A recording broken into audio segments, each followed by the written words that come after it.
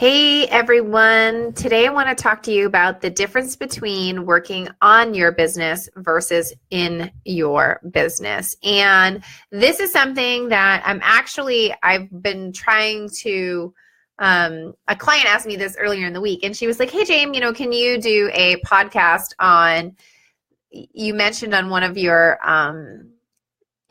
shows that you like working on your business versus in your business, but what exactly does that mean? And so I've been thinking about this all week long, and I've been thinking about like how to position it and how to really talk about this in a way that's meaningful.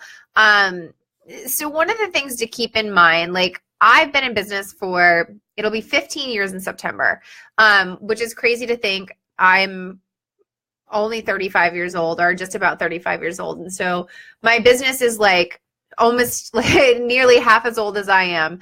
So that's a really cool thing to think about. And when I think about working on my business and in my business, right now, it's much different than say 5 or 7 years ago.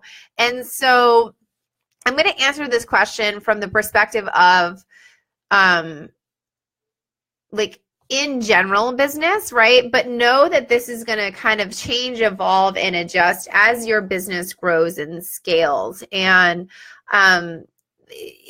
so think of working on your business as looking at it from a 30,000 foot view. A lot of times people who are in business who struggle to go, and I'm just going to use a generalization for numbers. This is like generally true. It's not like always true. So people who are doing, say $100,000 or less, generally when they get stuck at that level are saying they're stuck because they're spending too much time working in their business instead of working on their business. So when you're working in your business, think of working in your business as like all of the day-to-day things that you have to do that you could potentially delegate. And so when I'm saying working in your business, you're actually delivering a product that you sold, or if you're a coach, you're like doing the coaching, right? Like that's working in your business.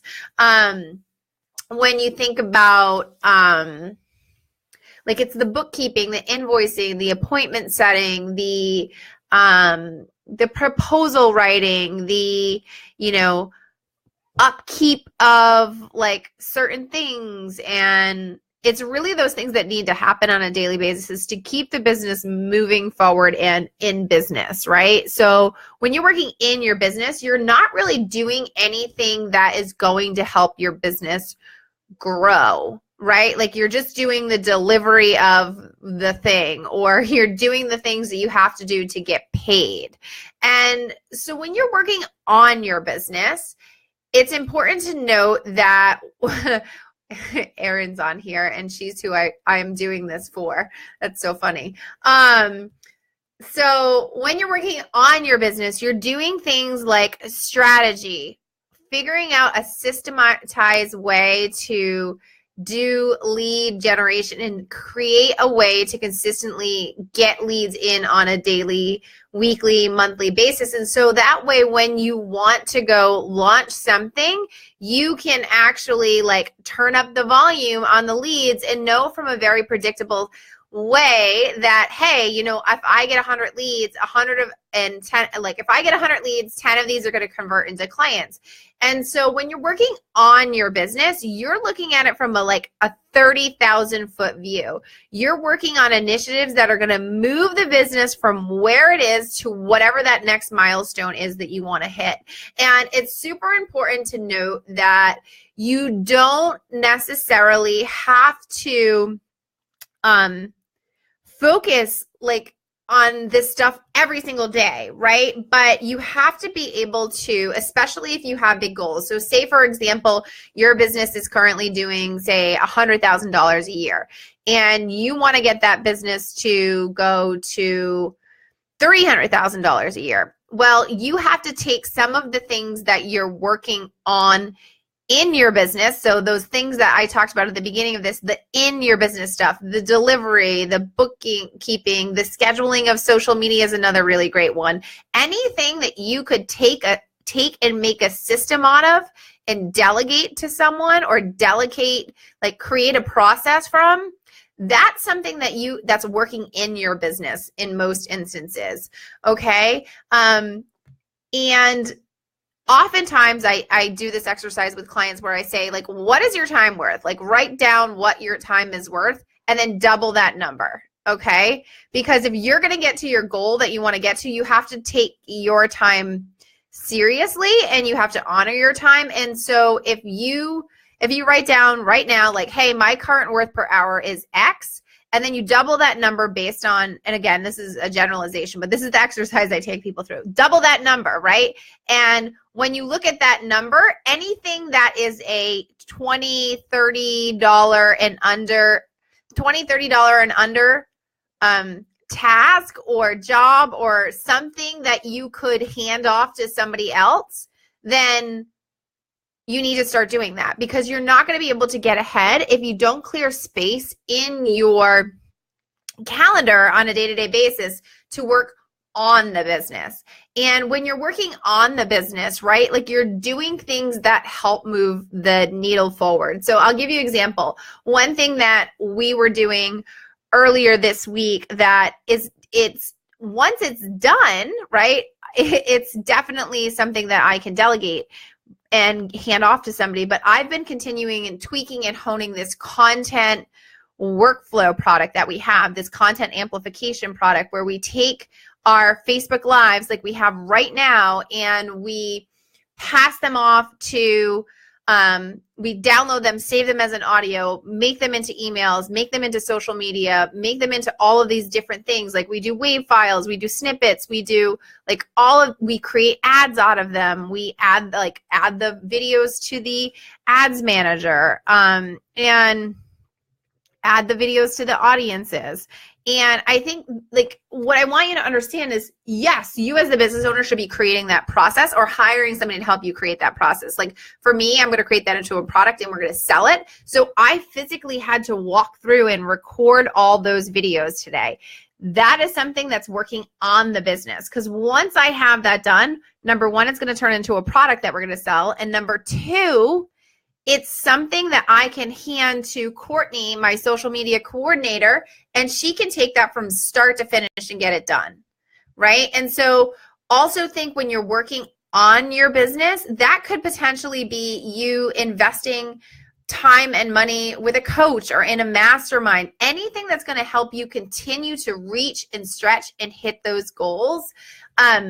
That's the working on your business. Those are the things that you need to do as the CEO of your business. Okay. And when you're first getting started, like, I can't tell you how many times I've bootstrapped, DIY'd, spent far too much time working in my business. And honestly, I mean, I share this with you guys very transparently. Like, I spent way too much time in my career working in my business instead of on my business. And when I made that shift to say, every Wednesday is an internal day. Like, I don't take any phone calls on Wednesdays.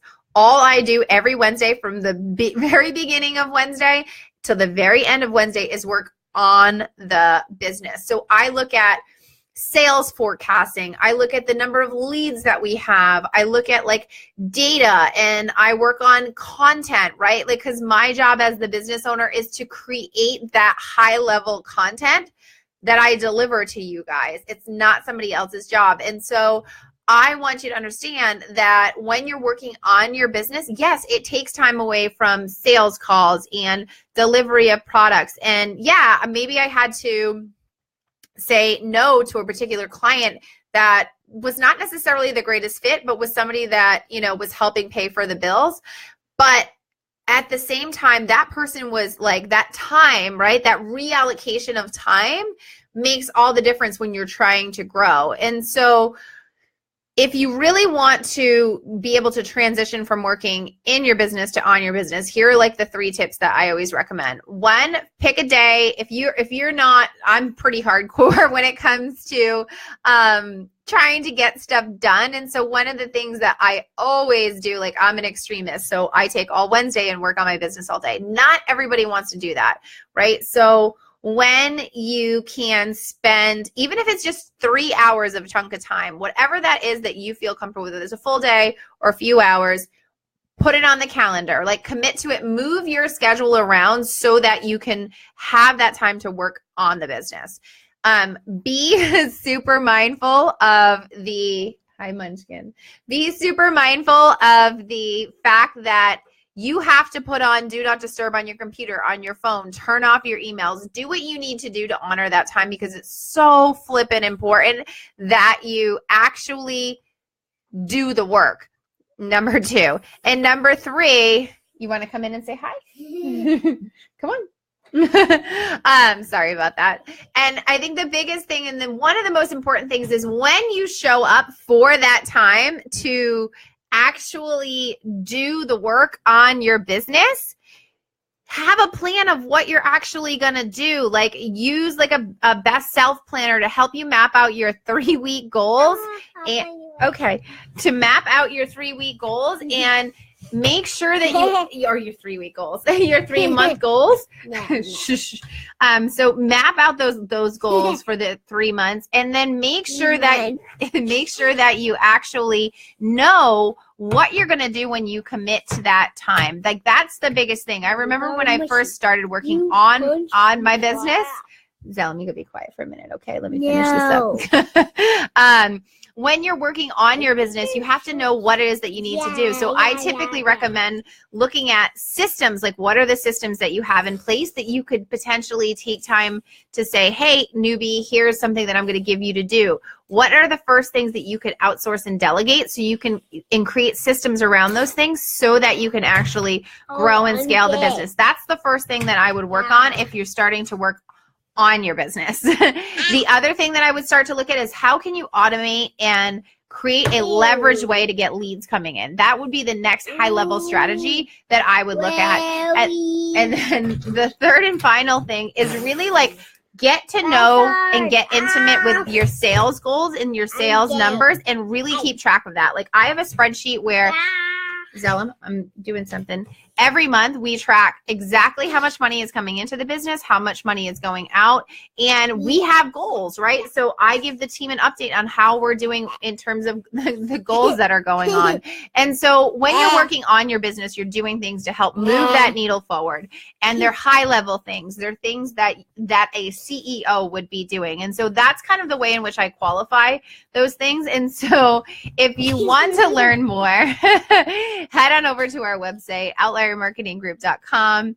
I super appreciate you guys joining me today.